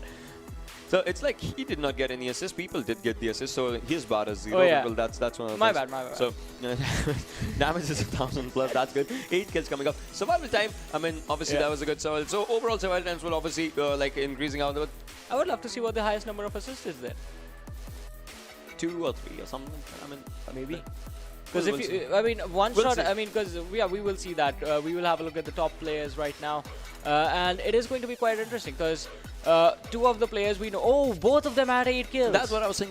Like they were similar with the kill department. Had Markman had 1 more. I mean, that one. But all right. So look at one thing. Same damage. Same damage. Okay. How did Markman survive more when one shot was the last one standing? 28 minutes and 27 seconds. But like, how did it survive 1 minute less? I mean, that's one question. Sorry. I guess one shot just stayed a little bit extra. Yeah, he was in the lobby. Like, I'll just say, I'll just go Erangel. Celebratory shots. Yeah, that's what. I don't know. Well, that's one of the things. But still, the stats were good with all the teams out in the top 3, I would say. Yeah, definitely. And over to Team Infinity as well. Even they got a lot of kills for themselves. And what do you think, Ocean? What went wrong for them? Because it was 3 players surviving. It was 3 versus 2 versus 1 situation.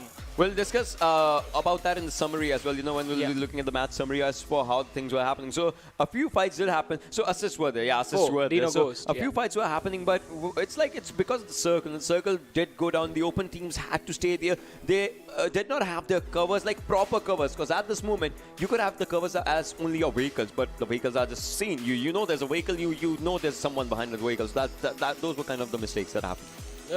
That and this is the fact I feel like the players were too split apart from each other. Probably. Because I mean, if you or there's this one thing. You can, instead of just holding your ground, you can trade other players out if you have the numbers advantage. That is one thing that did not happen. As we did see one shot just picking up players for free. There was absolutely no one who was punishing him while the man was just lying in the ground and shooting his heart out and taking those kill points. There was absolutely no one just punishing him for that. Yeah, that's true. The way those things happen. But, you know, I would love to see where does it, you know, take every team. Yeah, exactly. The standings. What are the standings going to be? Well, here they are. The standings for this game, ladies and gentlemen. Markpen taking the chicken dinner for themselves, 25 points. Not the chicken dinner, sorry. They had 13 kills in total, and that's why they lead the charge. The team with the chicken dinner is actually second. Smokers. And, well, I mean, they could have gotten the chicken dinner, but had one shot not secured those kills, they would be lagging behind in points by quite a lot. That's true. And Infinity Club as well, just like, you know, we discussed about. But look at Team DENO. 1 placement point. 12 kills. 12 kill points. That was a brilliant number. That is impressive. I mean, DENO basically just took down squads after squad. They hardly got those individual kills. That's true. But on to the other side, look at this. Because of DENO, SDZ and the Team Destiny, Russia 7 Esports, they don't have placement points. They don't have kill points as well. Like, there were complete wipes that were happening. Complete wipes. Yeah, Savage was the first one that got taken down. And then I feel bad for Team Destiny. I mean, I expected a lot from this team. But today has not been their day at all. 4 games, they barely got any points, and even in this one, they were taken out, although they tried to survive for a long time. But ladies and gentlemen, now let us have a look at the Oppo moments of this match. And, well, we are going to discuss that final fight, definitely. Definitely. I mean, it was not a fast fight, though. Obviously, everyone had to see, because it was a matter of the points as well. Yeah. I remember this fight that happened against Team Russia as well, because, you know, you remember from the off angle, the way this baited out Molotov did happen. Yeah. Grieger. I mean, the Grieger's moment. This was really smart. Takes another one down, spots another one. I mean, I don't know what it is. He just sat there. He was like, I might be okay here. Yeah, even I did not understand that, because he was completely exposed, and he was exposed from the position where his opponent actually just finished off his teammate. So that was a mistake right there. But Then we move on to the later stages of the map where everyone is trying to find a position inside of the circle. And Team Seal, they definitely picked up a lot of kills for themselves. We had Punisher in this fight, just punishing his opponent, picking up those kills. Markpen, they got a lot of kills, especially Momo. And up until this point, they were doing really well. But then the players started getting picked off. I mean, look at this. So we will see Illusio going down in just a matter of seconds. From this moment on, one shot was the last player surviving. He was all alone. His teammate got picked off and it was just him all alone who went on to secure the chicken dinner. Yeah, that's true. That's true. In this one, I mean, this is what I was talking about. Yeah. No one shot at him. Why? And that's one of the things. But well, this 1v1 was something that happened. And Cage, look at this. Cage spotted him. Cage spotted one shot, but one shot still was out there. Now one shot knew the location of Momo, and he just had to take this one. I mean, had there been something else, like had Momo seen that, obviously the situation would have been reversed. But well, both the teams were tremendously amazing. All three of them were tremendously amazing, I would say. Yeah, all three of them were pretty impressive. Mark Penn, one shot from the Smokers, Team Infinity. Good job for them. And we're going to see how this performance impacts the overall standings, ladies and gentlemen. And, well, we did get a glimpse with of the them. speed of light. Yeah, we'll see them properly right about now. We'll see them in a few moments. I mean, that's what do you think? Who do you think is going to be leading the charge? I think now Mark Penn can. I think so. Let's see. Let's have a look at the overall standings and see who's going to be sitting on the first position at the end of day one. Whoa. It's actually Seal 9. Seal 9 is still out there. That's brilliant from this team. But Mark Penn did something impressive. They actually managed to get into the top 2 with a good difference between them and DENO. That 12-kill game for DENO. Look at the 30 kills that they have. Yeah, that 12-kill game for DENO did actually help them. They have 14 placement points and they have 30 kills in total. This team is like on a totally different level in terms of how aggressive they are. Same can be said for Seal Esports, 12 points and 26 kills. This team just likes to focus more on the aggressive side than, you know, the other areas. That's one of the things. Because this team does not have a chicken dinner yet. This team does not have any other thing, but except the kill points, they have good kill points for themselves. That's one of the most important things. SDZ onto the other side, they are perfectly balanced with the placement and kill points, 16-16 each for SDZ. They got one good chicken dinner for themselves. But look at Smokers.